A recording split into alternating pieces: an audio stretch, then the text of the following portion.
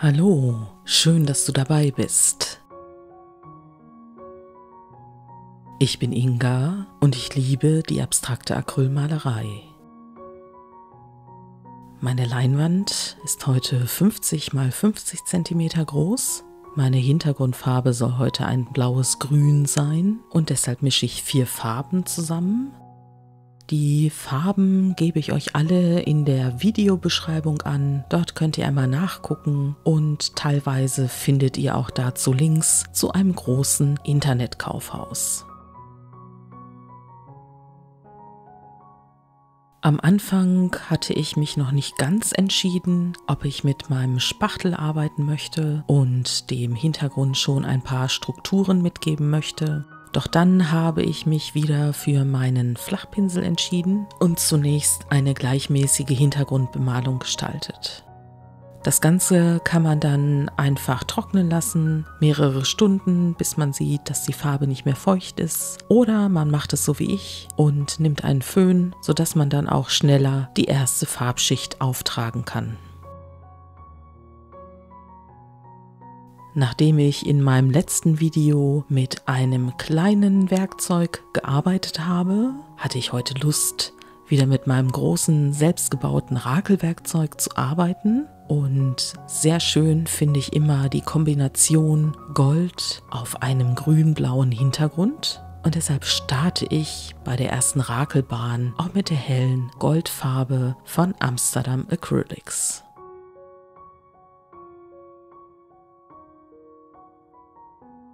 Es ist ja immer eine Frage, wie man weitermacht. Und in dem Fall habe ich mich für eine Perlfarbe entschieden. Und wer richtig hingeguckt hat, hat gesehen, dass es sich dabei um die Perlfarbe in Weiß handelt.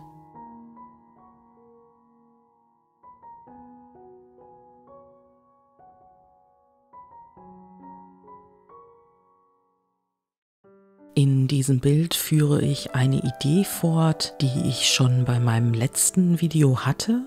Und zwar ist es, ein bisschen auf Lücke zu rakeln, zumindest in den unteren Schichten, um nochmal ein bisschen mehr von der Hintergrundfarbe durchscheinen zu lassen.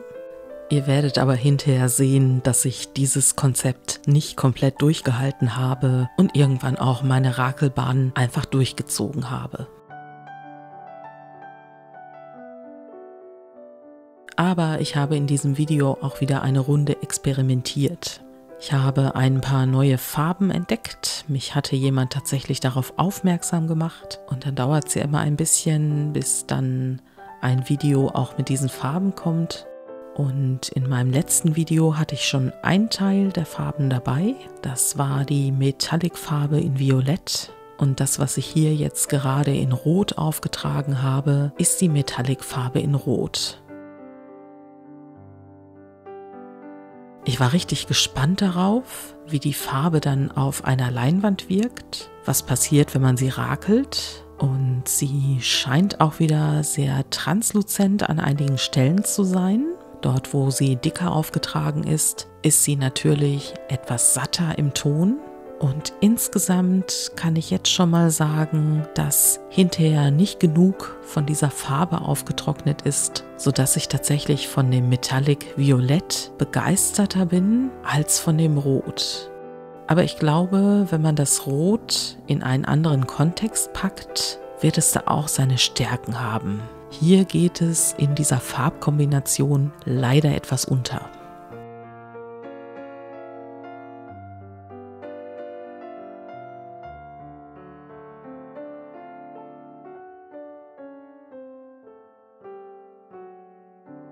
Hier an dieser Stelle bei dieser dunkelblauen Schicht war ich tatsächlich hin und her gerissen. Ich fand den Kontrast zu dem deckenden rosafarbenen Ton richtig gut. Mir hat das dunkle Blau auch gefallen. Aber ich hatte trotzdem das Gefühl, dass noch etwas auf der Leinwand fehlt. Sie war nicht so rund, wie ich das vor einigen Wochen hatte, wo ich dann spontan aufgehört habe. Ich habe dann zu dem Reflexgelb gegriffen und der Effekt, den ich haben wollte, der hat sich auch eingestellt, weil das Reflexgelb direkt auf das Dunkelblau folgte und ein wunderbares Grün entstanden ist. Und da war ich schon sehr fasziniert von diesem Grünton und habe dann im Anschluss, nachdem es jetzt recht farbenfroh auf der Leinwand aussah, einen Entschluss gefasst, nochmal mit einer Perlfarbe und anschließend mit dem hellen Türkis über die Leinwand zu gehen, dadurch die Farbigkeit etwas in den Hintergrund zu drängen. Und dann gebe ich mit der nächsten Farbe dem Bild nochmal eine ganz andere Richtung.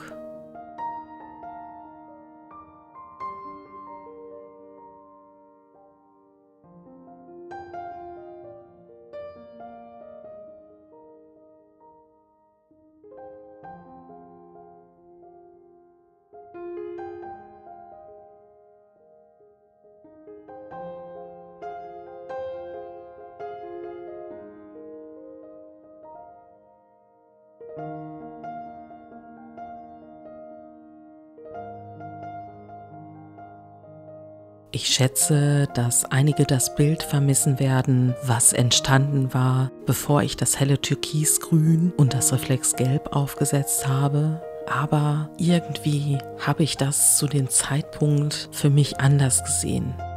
Und ich glaube, für mich war dieses Grün, was ich gesehen hatte, viel präsenter als das, was ich jetzt beim Videoschnitt gesehen habe.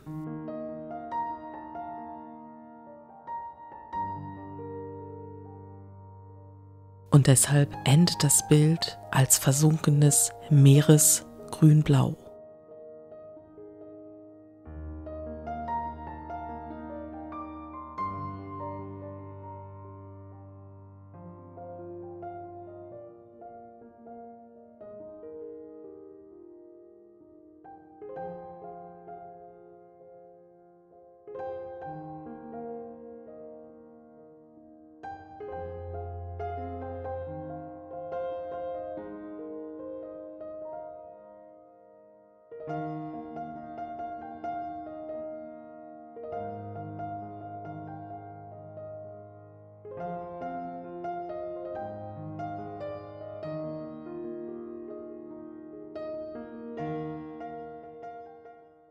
Dann schauen wir uns das Bild einmal an, in noch nassem Zustand.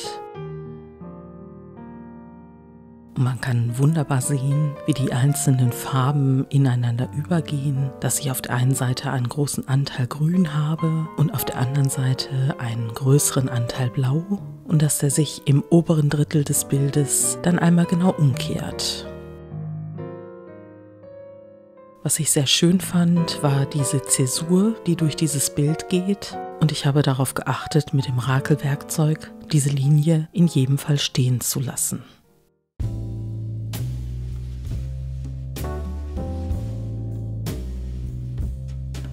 Im nassen Zustand präsentieren sich Acrylfarben sehr leuchtend. Und hier bei der getrockneten Version des Bildes sieht man, dass sie stark nachdunkeln.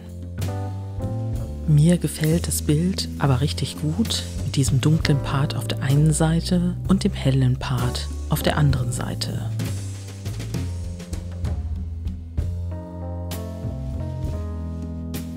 An der Wand aufgehängt zeige ich euch das Bild nochmal im Detail.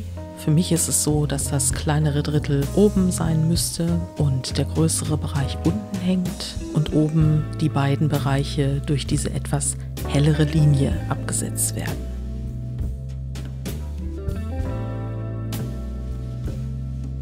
Ich finde es schön, dass ich hier verschiedene Schlieren habe, die aus einzelnen Farbbereichen ineinander übergehen. Und ich finde es auch sehr schön, dass ich einzelne Bereiche habe, wo ich die vorherigen Farbschichten immer noch sehen kann.